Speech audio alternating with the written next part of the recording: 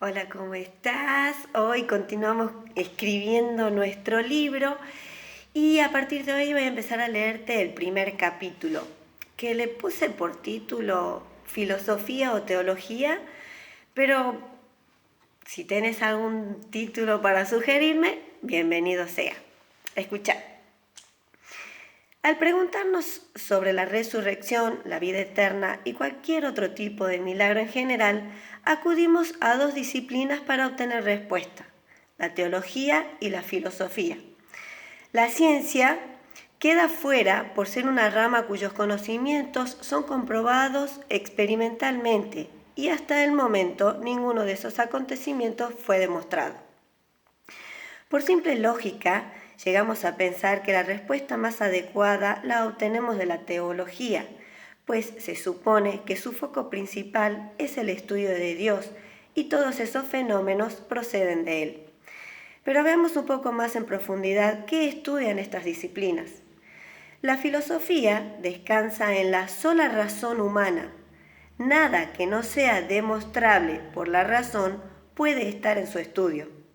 La teología, en cambio, basa sus afirmaciones principalmente en la fe en lo revelado por la divinidad.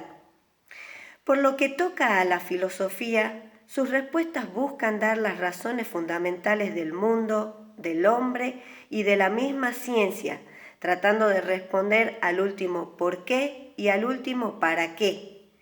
La teología supone la aceptación de la premisa de que hubo una revelación por parte de Dios.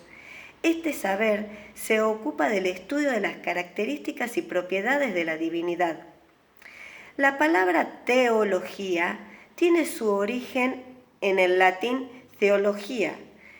Esta palabra, a su vez, proviene del concepto griego formado por theos, Dios, y logos, estudio, por lo que significaría el estudio de Dios y por ende el estudio de las cosas o hechos relacionados con Dios. Es la disciplina que estudia el conjunto de conocimientos acerca de Dios, sus atributos y sus perfecciones. El término teología nace en el seno de la filosofía y fue observado y empleado por primera vez en el libro de Platón, La República, en el año 379 a.C. En este contexto, Platón se refiere a la teología con el fin de expresar el proceso del entendimiento de la naturaleza divina por medio de la razón. Luego, la expresión teología fue usada por Aristóteles en el año 350 a.C. para referirse al pensamiento mitológico y más adelante como una rama fundamental de la filosofía. El concepto aristotélico de metafísica incluye el estudio de las cosas divinas como uno de sus asuntos, aunque no se limita a este. La teología fue aceptada por el cristianismo entre los siglos IV y V.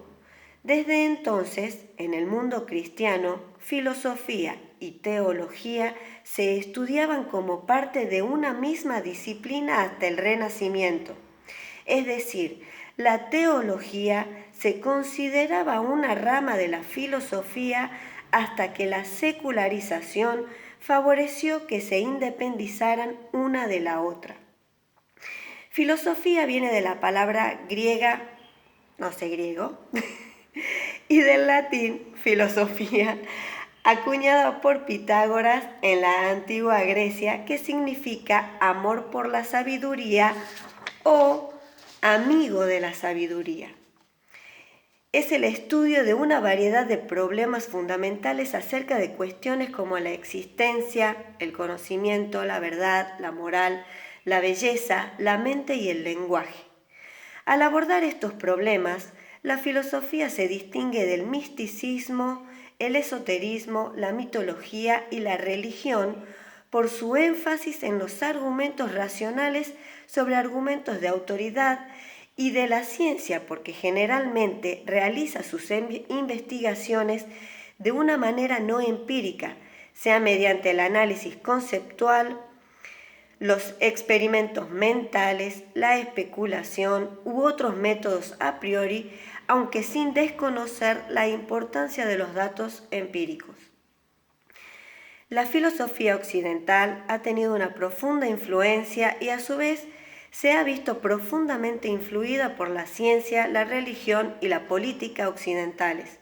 Muchos filósofos importantes fueron a la vez grandes científicos y teólogos o políticos, y algunas nociones fundamentales de estas disciplinas todavía son objeto de estudio filosófico. Esta superposición entre disciplinas se debe a que la filosofía es una disciplina muy amplia. Llegado a este punto, voy a dar paso a un gran filósofo que en definitiva es quien me inspiró para escribir estas letras y resuelve muy bien esta cuestión, Baruch Spinoza. Pero antes de contarte cómo Spinoza resuelve esta cuestión entre teología y filosofía, quiero contarte muy brevemente sobre él, pues su obra fue tan importante y controversial al mismo tiempo que es amado por muchos y despreciado por tantos otros.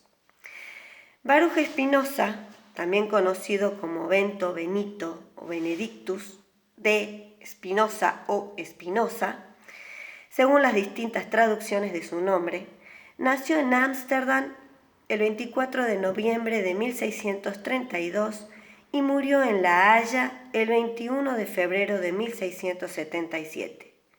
Fue un filósofo neerlandés de origen sefardí hispano-portugués, hijo de judíos españoles emigrados a los Países Bajos. Estudió hebreo y la doctrina del Talmud. Cursó estudios de comercio y teología, pero por la fuerte influencia que ejercieron sobre él los escritos de Descartes y Hobbes, se alejó del judaísmo ortodoxo. Por respeto a la figura de su padre, Spinoza mantuvo la mayoría de sus ideas dentro de su cabeza, pero con la muerte de su progenitor en 1656 dio rienda suelta a las mismas, y eso marcaría un punto de inflexión en su vida. Su crítica racionalista de la Biblia provocó que fuese expulsado por los rabinos en 1656.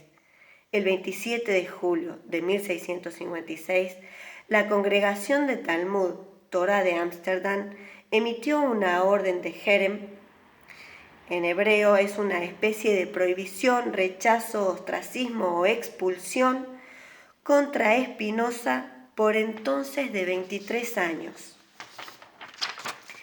Perseguido por las autoridades judías, fue acusado de herejía, marginado y expulsado por criticar las Sagradas Escrituras.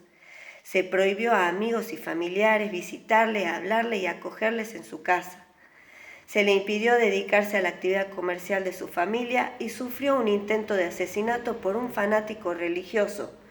Finalmente fue expulsado de la misma ciudad y se retiró entonces a las afueras de Ámsterdam, donde trabajó como pulidor de lentes.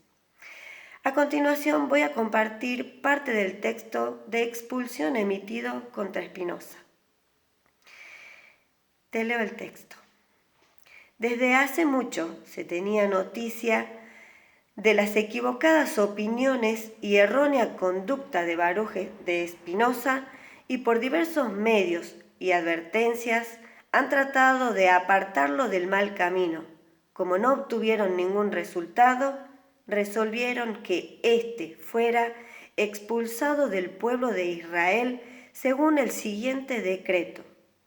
Expulsamos, execramos y maldecimos a Baruch de Spinoza ante los santos libros de la ley, con sus 613 prescripciones, con la excomunión con que Josué excomulgó a Jericó, con la maldición con que Eliseo maldijo a sus hijos y con todas las execraciones escritas en la ley. Maldito sea de día y maldito sea de noche, maldito sea cuando se acueste y maldito sea cuando se levante, maldito sea cuando sale y maldito sea cuando regresa. Que el Señor no lo perdone, que la cólera y el enojo del Señor se desaten contra este hombre y arrojen sobre él todas las maldiciones escritas en el libro de la ley. Ordenamos que nadie mantenga con él comunicación oral o escrita, que nadie le preste ningún favor, que nadie lea nada escrito o transcrito por él. El Jerem contra Spinoza en el libro de los Acuerdos de la Nación. Tremendo, ¿no? Spinoza fue heredero crítico del cartesianismo, considerado uno de los tres grandes racionalistas de la filosofía del siglo XVII, junto con el francés René Descartes y el alemán Gottfried Leibniz. Hostigado por su crítica racionalista de la ortodoxia religiosa, su obra circuló clandestinamente hasta que fue reivindicada por grandes filósofos alemanes de principios del siglo XIX. Schleiermacher, Hegel, Schelling proclaman todos a una voz que Spinoza es el padre del pensamiento moderno. Al compartirte esta breve biografía de la vida de Spinoza, siendo judío y recibiendo tan brutal maldición que aunque te parezca ilógico, hasta el día de hoy se sigue maldiciendo a Spinoza. ¿Nos cabe preguntarnos si acaso el Dios de los judíos es un Dios de amor? La respuesta claramente es no, pues un Dios que promueve, según la creencia religiosa judía, este tipo de cosas lejos está de ser un Dios amoroso.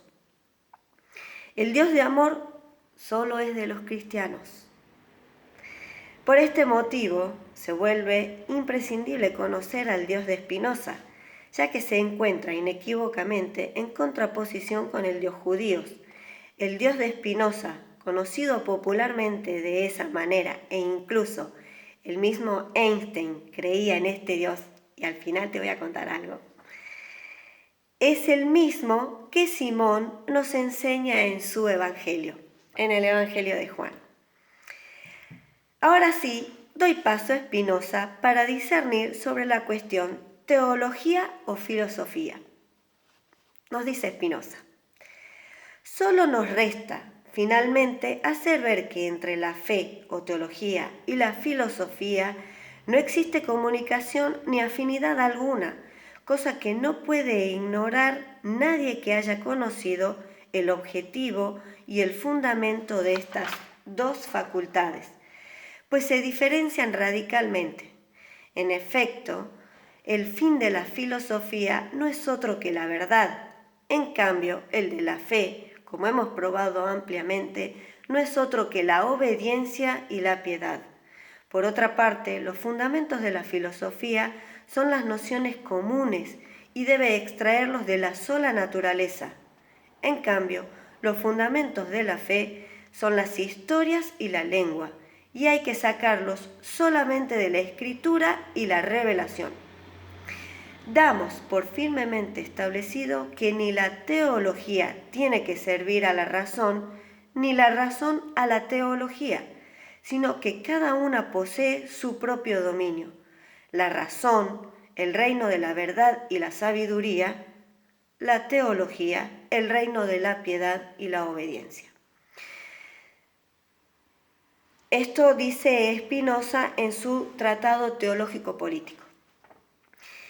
Siendo que, para Spinoza, a la teología le compete únicamente el reino de la obediencia y la piedad, y que basa sus fundamentos en la escritura y la revelación, nos quedaríamos cortos para abarcar un tema tan amplio e importante como lo es Dios. Debo reconocer que hubo grandes pensadores que fueron teólogos y filósofos al mismo tiempo e hicieron grandes y extraordinarios trabajos mediante los cuales dieron, a su entender, respuestas a la existencia y esencia de Dios, como San Agustín o Tomás de Aquino. Pero lo que convirtió la obra de Spinoza en revolucionaria fue que se desprendió de la tradición religiosa para encontrar, mediante la razón, a su Dios. Dicho esto, determinamos que es la filosofía quien responderá de manera más objetiva nuestros interrogantes sobre la resurrección, la vida eterna y los milagros. Teniendo en cuenta que la filosofía se basa en el uso de la razón para la comprensión del tema a analizar, solo nos resta agregar si nuestro evangelista Simón nos pide el uso de la fe o la razón. Y nos dice Simón: sabemos que el Hijo de Dios ha venido y nos ha dado inteligencia para conocer al que es verdadero. Esto está escrito en la primera carta de Juan, en el capítulo 5, versículo 20. A lo que Spinoza podría haber agregado: este hecho, en efecto, de que Dios se reveló inmediatamente a Cristo o a su mente, y no como a los profetas, a través de palabras e imágenes, no podemos entenderlo de otra forma sino en el sentido de que Cristo percibió o entendió exactamente las cosas reveladas, puesto que una cosa se entiende propiamente cuando es percibida por la pura mente, sin ayuda de palabras e imágenes. Por consiguiente, Cristo percibió verdadera y adecuadamente las cosas reveladas. Esto dijo Spinoza en su Tratado Teológico Político. ¡Wow! Por consiguiente, sin lugar a ningún tipo de duda, la filosofía será nuestra guía en la búsqueda de respuesta. Y con esto concluyo esta primera parte. Lo que te quiero contar ahora tiene que ver con esto que te he dicho sobre Einstein, que él creía, ya no está Einstein, creía en el Dios de Spinoza. Y él lo dijo en muchas entrevistas que él creía en el Dios de Spinoza.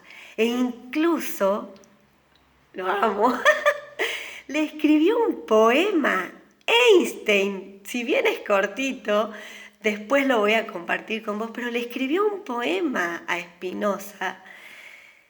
Y eso me causó, creo que nos tiene que llamar poderosamente la atención que un genio como Einstein crea en ese Dios de Spinoza.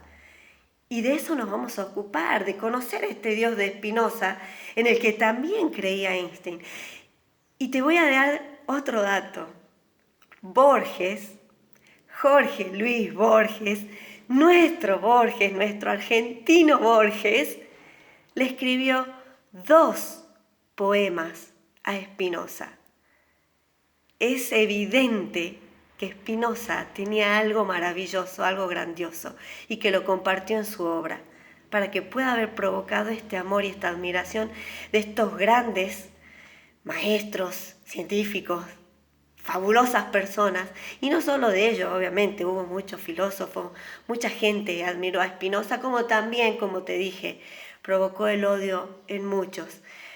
Pero después voy a compartirte estos poemas tanto de Einstein como los de Borges, y por eso es que causó este impacto en mí Spinoza, porque sí, evidentemente lo que compartió fue grandioso. Y lo vamos a compartir y te lo voy a enseñar quién es el Dios de Spinoza, que es el mismo Dios que nos transmite Simón en su Evangelio. Nos vemos la semana que viene. Que estés muy bien.